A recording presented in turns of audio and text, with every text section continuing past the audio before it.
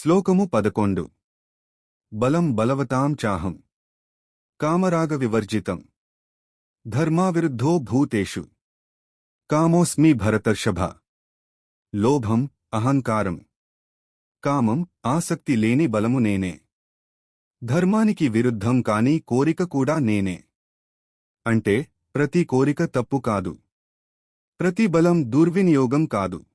శ్లోకము 12 ఏ చేవ సాత్వికా భావా రాజస్తామసాశ్చ ఏ మత్త ఏ వేతి తాన్ విద్ధి నత్వహం తేషు తే మయి.